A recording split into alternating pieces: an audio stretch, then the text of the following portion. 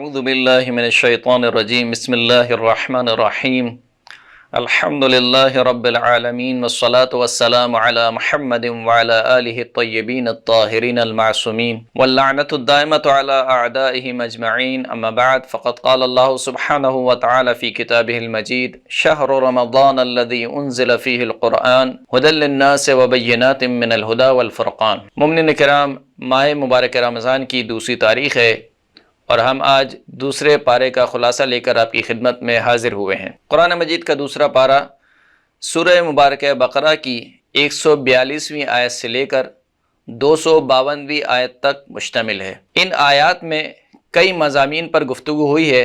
اگر ایک کلی طور پر ان مضامین کی تقسیم بندی کی جائے تو سب سے پہلے خداوند کریم نے آیت نمبر 142 سے لے کر آیت نمبر 152 تک قبلے کی تبدیلی کا تذکرہ کیا ہے، جس میں یہ بیان ہوا ہے کہ عنقریب یہ اہل کتاب آپ کو طعنہ دیں گے اور کہیں گے سیقول السفہاء من الناس ما ولاہم عن قبلتہم التی کانوا علیہا قل للہ المشرق والمغرب یہدی من یشاء الی صراط مستقیم، کہ عنقریب بیوقوف لوگوں میں سے یہ کہیں گے کہ بھلا ان کو کس نے ان کے پہلے قبلے سے موڑ دیا ہے؟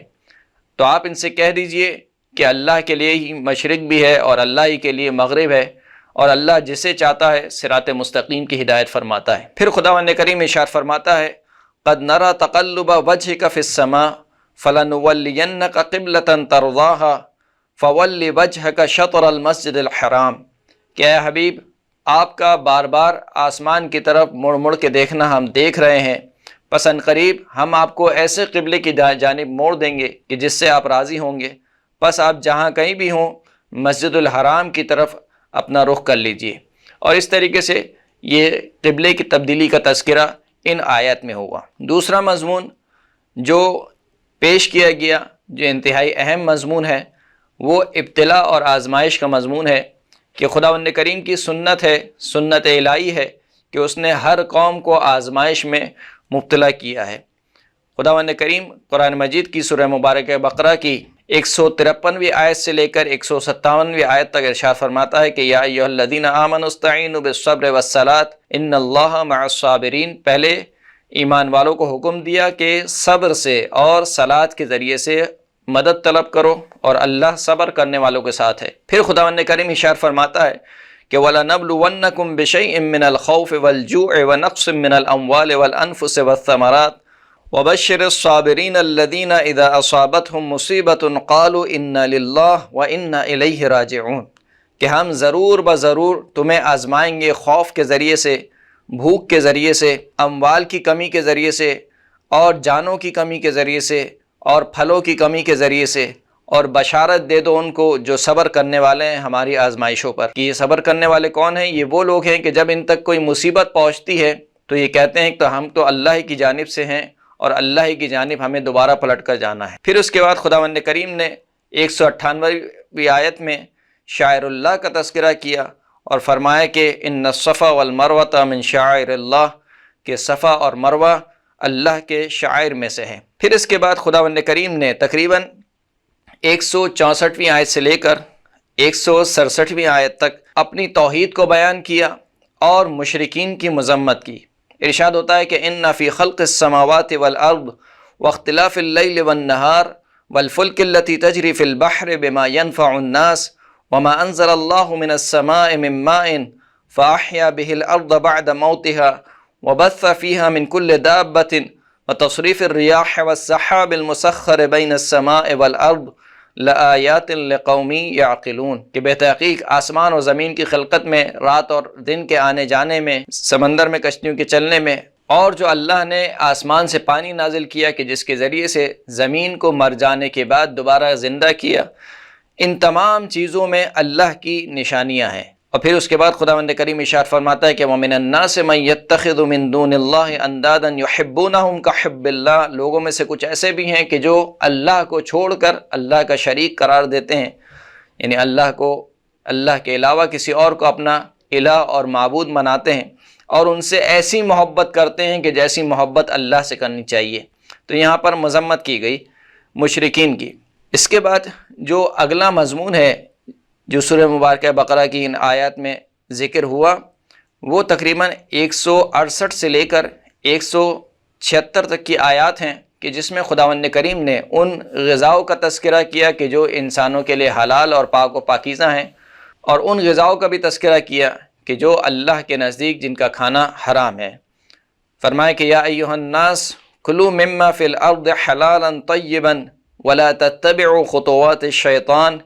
انہ لکم عدو مبین، کہ اے لوگو کھاؤ اس چیز میں سے کہ جو روئے زمین پر حلال اور پاک و پاکیزہ ہے، اور شیطان کے نقش قدم کی اتباع مت کرو، اس کے نقش قدم پہ نہ چلو، کیونکہ وہ تمہارا کھلا ہوا دشمن ہے۔ اور پھر اس کے بعد خداوند کریم ارشاد فرماتا ہے کہ انما حرم علیکم المیتۃ والدم ولحم الخنزیر وما اہل به لغیر اللہ فمن اضطر غیر باغ ولا عاد فلا اثم علیہ، کہ تم پر حرام ہے مردار کا گوشت، خون کھانا حرام ہے، خنزیر کا گوشت کھانا تم پر حرام ہے، اور جس جانور کو بھی اللہ کے علاوہ کسی اور کے نام پر ذبح کیا جائے، یعنی اس کے ذبح کرتے وقت اللہ کا نام نہ لیا جائے، وہ جانور کھانا بھی تم پر حرام ہے۔ پھر اس کے بعد قرآن مجید کی 170ویں آیت پہ سورہ بقرہ کی 177ویں آیت میں خداوند کریم نے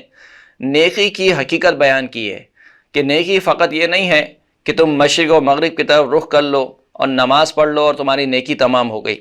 لیس البر ان تولوا وجوہکم قبل المشرق والمغرب ولکن البر من آمن باللہ والیوم الآخر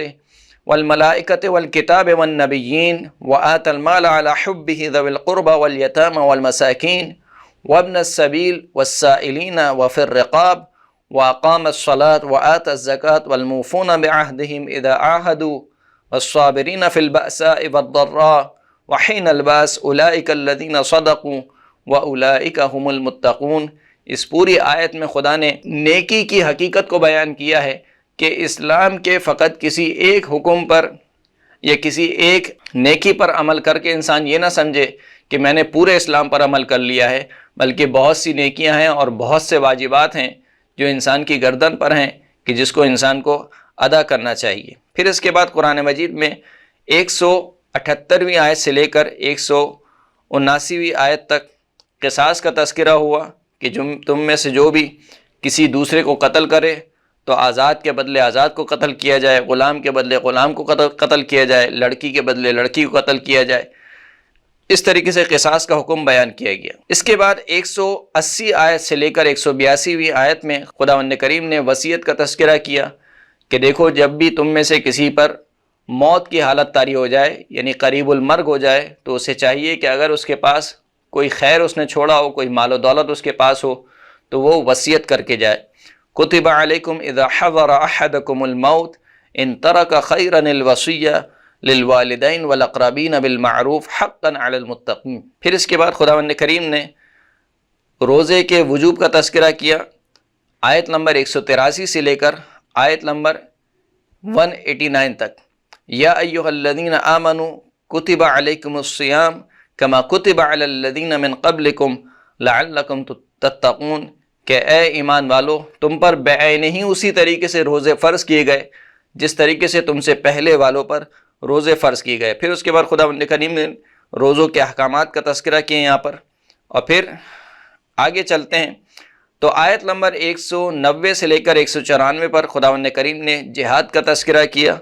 کہ اللہ کی راہ میں جہاد کیا جائے، اور ان لوگوں کے مقابل میں کہ جن لوگوں نے مسلمانوں پر ظلم کیا یا مسلمانوں سے زیادتی کی ان کو اسی طریقے کا بدلہ دیا جائے۔ آیت نمبر 196 سے لے کر 203 تک خداوند کریم نے حج اور عمرے کا تذکرہ کیا اور حج اور عمرے کے کچھ احکامات ذکر ہوئے۔ آیت نمبر 219 اور 220 میں خداوند کریم نے جوئے اور شراب کا تذکرہ کیا کہ خداوند کریم ارشاد فرماتا ہے کہ یسألونک عن الخمر والمیسر قل فیہما اثم کبیر ومنافع للناس واثمہما اکبر من نفعہما، کہ یہ لوگ آپ سے سوال کرتے ہیں شراب کے بارے میں اور جوئے کے بارے میں، اے حبیب آپ ان سے کہہ دیجئے کہ ان دونوں میں بہت بڑا گناہ ہے، شراب میں بھی اور جوئے میں بھی۔ ومنافع للناس، لیکن ایسا نہیں کہ اس میں فائدہ نہیں ہے، جیسے کہ لوگ کہتے ہیں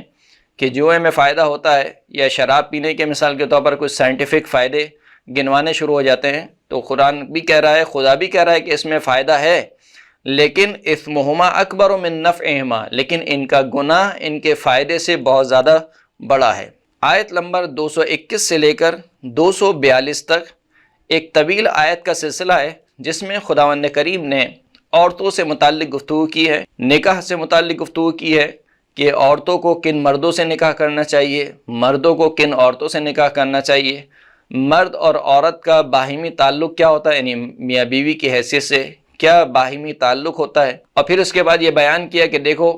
جہاں تک ممکن ہو میاں بیوی کو اچھی اور خوشگوار زندگی گزارنی چاہیے، اور اگر مثال کے طور پر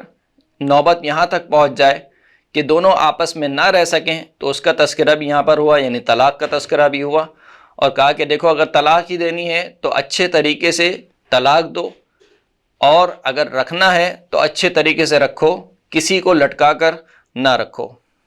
پھر طلاق کی عدت کا تذکرہ ہوا اور دیگر احکامات اس آیات میں ذکر ہوئے،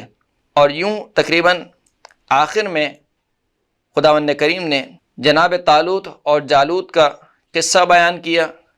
مومنین کی عبرت کے لیے، کہ جب بنی اسرائیل کی قوم نے اپنے نبی سے کہا کہ ہمیں ایک سردار چاہیے،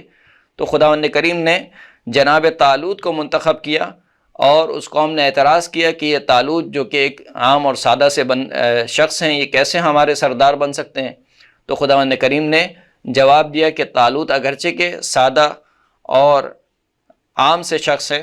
لیکن زادہ بسطۃ فی العلم والجسم، اللہ نے ان کو علم بھی عطا کیا ہے اور شجاعت بھی عطا کی ہے، لہٰذا تمہاری سرداری یہی کریں گے۔ جناب طالوت نے سرداری کی، اور پھر وہ واقعہ پیش آیا کہ نہر کے ذریعے سے آزمایا گیا، اور پھر کس طریقے سے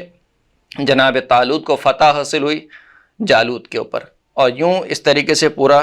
یہ پارہ ختم ہو جاتا ہے۔ وآخر الدعوانا ان الحمد للہ رب العالمین۔